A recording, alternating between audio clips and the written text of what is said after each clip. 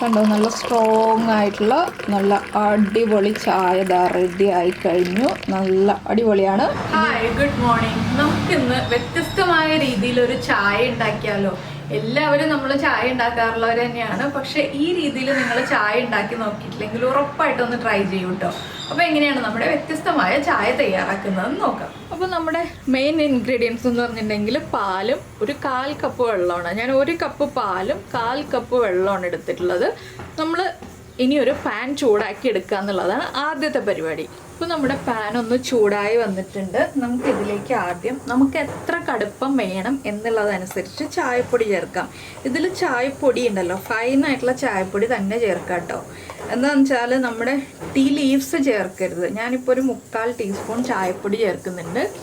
അതുപോലെ തന്നെ മധുരത്തിനനുസരിച്ച് പഞ്ചസാര ചേർക്കാം. ഓരോരുത്തർക്കും ഓരോ മധുരമായിരിക്കുമല്ലോ ഇഷ്ടം. ഞാൻ അധികം പഞ്ചസാര ചേർക്കുന്നില്ല, 1/2 ടീസ്പൂണേ പഞ്ചസാര ചേർക്കുന്നുള്ളൂ കേട്ടോ.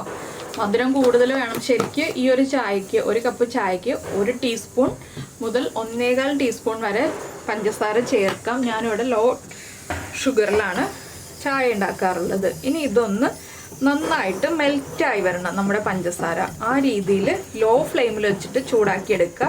കരിഞ്ഞു പോകരുത് പഞ്ചസാര. അതാണ് നമ്മുടെ ഈ ഒരു ചായയുടെ പ്രത്യേകത.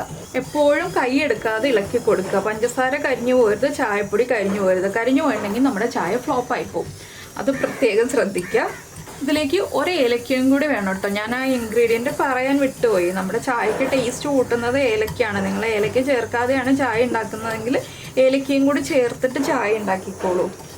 അപ്പോൾ നല്ലൊരു ടേസ്റ്റാണ്. ഇപ്പം നമ്മുടെ ചായപ്പൊടിയൊക്കെ ചൂടായി വരുന്ന നല്ലൊരു മണം വരും. ആ ചായപ്പൊടി നമ്മൾ ചൂടാക്കി തേയില ഫാക്ടറിയിലൊക്കെ പോയിട്ട് ചായ കിട്ടില്ലേ, ആ ഒരു നല്ലൊരു മണം. നമ്മൾ തേയില ഫാക്ടറിയുടെ അടുത്തുകൂടെ പോകുമ്പോൾ തന്നെ നല്ലൊരു മണം ഉണ്ടാവും. അതുപോലത്തെ ഒരു മണം വരുന്നുണ്ട്. മൂന്നാർ ഭാഗത്തേക്ക് പോയിട്ട് ടീ ഫാക്ടറിയുടെ അടുത്തുകൂടെ പോകുമ്പോഴുള്ള ആ ഒരു നല്ലൊരു മണമാണ്. ഇനി നമുക്കിതിലേക്ക് 1 ഏലക്ക ഒന്ന് തൊലി 2ആക്കിയിട്ട് ഇട്ട് കൊടുക്കാം.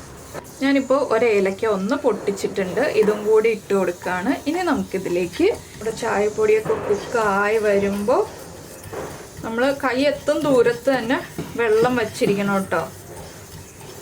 വെള്ളം ചേർക്കാതെയും ഈ ഒരു ചായ ഉണ്ടാക്കാം. പക്ഷെ തിക്കായിപ്പോൾ നമ്മുടെ ചായ. അതുകൊണ്ടാണ് ഞാൻ വെള്ളം ചേർത്തിട്ട് ചായ ഉണ്ടാക്കുന്നത്. നിങ്ങൾക്ക് മുഴുവൻ പാലിൽ, ഇപ്പോൾ ലൈറ്റായിട്ടുള്ള തിക്നെസ് കുറഞ്ഞ പാലാണെന്നുണ്ടെങ്കിൽ മുഴുവൻ പാലിൽ തന്നെ ഈ ഒരു ചായ ഉണ്ടാക്കാം. എൻ്റെ കയ്യിൽ കുറച്ച് തിക്കായിട്ടുള്ള പാലാണ്. അതുകൊണ്ടാണ് ഞാൻ ഫുൾ ഫാറ്റ് മിൽക്ക് ആണെന്നുണ്ടെങ്കിൽ ഫുൾ ഫാറ്റ് മിൽക്കിൽ കുറച്ച് വെള്ളം ചേർത്തിട്ട് ചായ ഉണ്ടാക്കുക. ഫുൾ ഫാറ്റ് മിൽക്ക് അല്ലാന്നുണ്ടെങ്കിൽ കുറച്ച് വെള്ളം ചേർത്തിട്ട് ചായ ഉണ്ടാക്കുകയാണ് എപ്പോഴും നല്ലത്. ഇപ്പോൾ ഇതാ നമ്മുടെ പഞ്ചസാരയൊക്കെ ഒന്ന് മെൽറ്റായി തുടങ്ങുന്നുണ്ട്. ഞാൻ ഇതിലേക്ക് ആദ്യം വെള്ളം ചേർത്ത് കൊടുക്കുകയാണ്. 1/4 കപ്പ് വെള്ളം. ഒപ്പം തന്നെ നമ്മുടെ പാലും കൂടി ചേർത്ത് കൊടുക്കുകയാണ്. ഇനി നമുക്ക് ഫ്ലെയിം കൂട്ടി വയ്ക്കാം. ഫ്ലെയിം കൂട്ടി വെച്ചിട്ട് ചായ തിളയ്ക്കാനുള്ള സമയം കൊടുക്കുക. അപ്പോൾ നിങ്ങൾ ഇങ്ങനെ ചായ ഉണ്ടാക്കാറുണ്ടോ എന്നുള്ളതൊന്ന് കമൻറ്റ് ചെയ്യാം കേട്ടോ. അപ്പോൾ ഇടയ്ക്കൊന്ന് ഇളക്കി കൊടുക്കുക. ഒരു വ്യത്യസ്തമായ രീതിയല്ലേ, വ്യത്യസ്തമായ രീതി മാത്രമല്ല വ്യത്യസ്തമായ ഒരു ടേസ്റ്റും കൂടിയാണ്. പിന്നെ പഞ്ചസാരയുടെ കാര്യം മാത്രം നിങ്ങളൊന്ന് പ്രത്യേകം ശ്രദ്ധിക്കുക. അപ്പോൾ നമ്മുടെ ചായനെ തിളച്ച് വരട്ടെ. അപ്പോൾ നമ്മുടെ പാലും വെള്ളവും ചായപ്പൊടിയും പഞ്ചസാരയും എല്ലാം ചേർന്ന് തിളച്ച് പതഞ്ഞ് തുടങ്ങി. ഇനി നമുക്കൊന്ന് ഇളക്കി കൊടുക്കാം.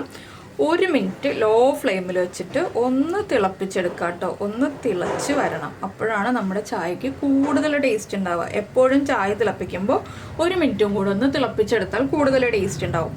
ഇതൊക്കെ നമ്മുടെ ചായയുടെ പൊടി ടിപ്സാണ് കേട്ടോ. കുഞ്ഞു ടിപ്സാണ് ചായ ഉണ്ടാക്കുന്നതിലുള്ളത്. അപ്പോൾ നിങ്ങൾ എന്തായാലും ഈ ടിപ്സൊക്കെ യൂസ് ചെയ്തിട്ട് ചായ ഉണ്ടാക്കി നോക്കൂ. ഓരോരോ രീതിയിൽ ചായ ഉണ്ടാക്കുന്ന ടിപ്സും കാപ്പി ഉണ്ടാക്കുന്ന ടിപ്സൊക്കെ ഞാൻ ഷെയർ ചെയ്യാറുണ്ട്. അപ്പോൾ ഇത് വേറൊരു രീതിയിൽ, സാധാരണയിൽ നിന്ന് വ്യത്യസ്തമായ രീതിയിൽ ഒരു ചായ ഉണ്ടാക്കുന്ന ടിപ്പാണ്. അപ്പോൾ നന്നായിട്ട് പതഞ്ഞ് പൊങ്ങി വരുമ്പോൾ നമ്മൾ ഫ്ലെയിം കുറയ്ക്കുക. പതഞ്ഞ് പൊങ്ങിയിട്ട് മാത്രം ഫ്ലെയിം കുറയ്ക്കുക കേട്ടോ. അതെന്താണെന്ന് വെച്ചാൽ നമുക്ക് എത്രത്തോളം സ്ട്രോങ് ആയിട്ടുള്ള ചായ വേണം എന്നുള്ളതനുസരിച്ചാണ് നമ്മൾ ഈ കൂടുതൽ സമയം തിളപ്പിക്കുന്നത്. ഇപ്പോൾ ഞാൻ എന്താ ഫ്ലെയിം ഓഫ് ചെയ്യാൻ പോവാണ്. നമ്മുടെ ചായ കറക്റ്റ് പാകത്തിലായിട്ടുണ്ട്. ഇനി നമുക്കൊരു ഗ്ലാസ്സിലേക്ക് സെർവ് ചെയ്യാം. അപ്പോൾ നമുക്ക് നമ്മുടെ ചായ ഗ്ലാസ്സിലേക്ക് ഒഴിക്കാം. കണ്ടോ, നല്ല സ്ട്രോങ് ആയിട്ടുള്ള നല്ല അടിപൊളി ചായ ദാ റെഡി ആയി കഴിഞ്ഞു. നല്ല അടിപൊളിയാണ്. ഇനി ചായ കുടിക്കുക എന്നുള്ള പരിപാടി മാത്രമേ ഉള്ളൂ. അപ്പോൾ എല്ലാവരും ചായ കുടിച്ചോളൂ. അപ്പോൾ എല്ലാവർക്കും ഈ ഒരു ചായ റെസിപ്പി ഇഷ്ടമായി എന്ന് വിചാരിക്കുന്നു. ഇഷ്ടമായിട്ടുണ്ടെങ്കിൽ ഒന്ന് കമൻറ്റ് ചെയ്യാനും അതുപോലെ തന്നെ ലൈക്ക് ചെയ്യാനും മറന്നു പോയില്ലല്ലോ. നമ്മുടെ ചാനൽ ആദ്യമായിട്ട് കാണുകയാണെങ്കിൽ നമ്മുടെ വീഡിയോ പ്രസൻറ്റ് ചെയ്യുന്ന രീതിയൊക്കെ ഇഷ്ടമായി എന്നുണ്ടെങ്കിൽ നമ്മുടെ ചാനൽ ഒന്ന് സബ്സ്ക്രൈബ് ചെയ്യുകയും കൂടി ചെയ്തേക്കണേ.